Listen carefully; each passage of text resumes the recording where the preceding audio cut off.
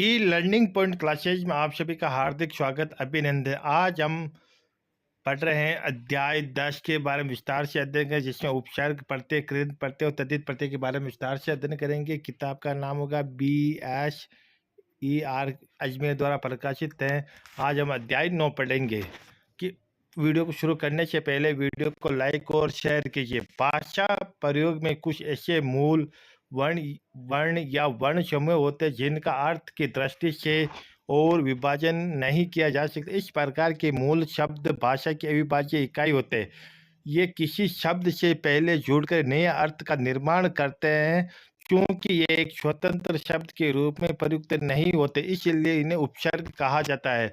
उपसर्ग वह शब्दांश होते हैं जो शब्द से पहले जुड़कर अन्य शब्द को बदल देते हैं। जैसे उपसर्ग का होता है उप प्लस सर्ग, इन दो शब्दों के मेल से बना, जिसमें सर्ग मूल शब्द है जिसका अर्थ तो होता है निर्माण या जोड़ना।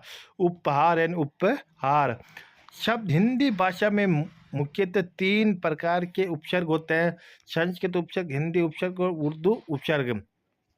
संस्कृत के सभी उपसर्ग तत्सम शब्दों के साथ हिंदी में प्रयुक्त होते हैं, जैसे अति, अधिक, अनु आदि आदि। अब उपसर्ग पहला उपसर्ग होता है अति। अति का अर्थ होता है ऊपर, अधिक या परे, जिसका जैसे अति प्रिय, अतिरिक्त, अत्यधिक, अति निंद्र, अतिसार। अधिक का उपसर्ग होता है अंतर्गत या प्रधान, अधिकार, अधिशेष, अधिकरण, अधिष्ठा। अनु उपसर्ग होता है, अनु उपसर्ग का अर्थ होता है सादृश्य या पीछे। अनु उपसर्ग कौन कौन से होते हैं? जैसे अनुकरण, अनुसंधान, अनुयायी, अनुग्रह, अनुजय।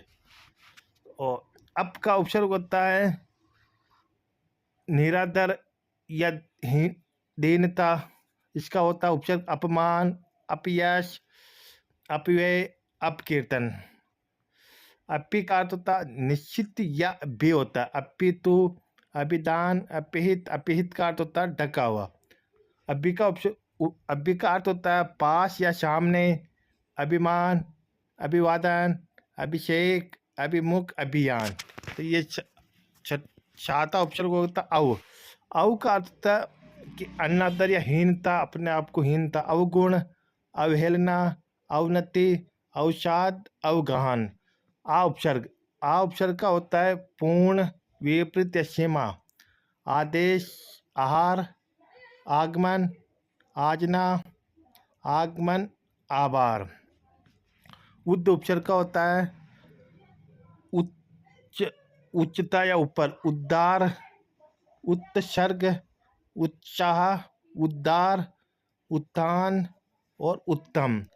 उप का होता है समीप या गौण या सहायता होता, उपहार, उपवास, उपदेश। दूर या दुष्य, दूर या निज का अर्थ होता है निंदा, कठिनाई और बुरा, जैसे दुर्गुण, दुराचार, दुस्साह, दुर्जन, दुष्कर्म, दुष्चरित्र। नि उपसर्ग होता है निषेध, निवारण, निषेध, निलय। निर या निगम, निषेध या रहित, निर्बल, निरपराध, निर्भय, निश्चल, निष्काम, निस्तेज। उपसर्ग है 14 जैसे उपप्रय। प्रय का अर्थ होता है अधिक, आगे या ऊपर। प्रहार, प्रबल, प्रयोग। अब उपसर्ग होगा प्रत्यय। प्रत्यय का अर्थ होता है समानता या प्रत्येक। प्रतिवर्ष, प्रतिवाद, प्रतिध्वनि। परा का उपसर्ग होता है विपरीत, उल्टा, पीछे। पराजय, पराधीन, पराकाष्ठा। उपसर्ग 17 होगा चारों ओर, परिवर्तन, परिक्रमा, पर्यावरण। अब आता है सम। सम का अर्थ था पूर्णता या सुंदर, तो संयोग, सम्मान और संसार।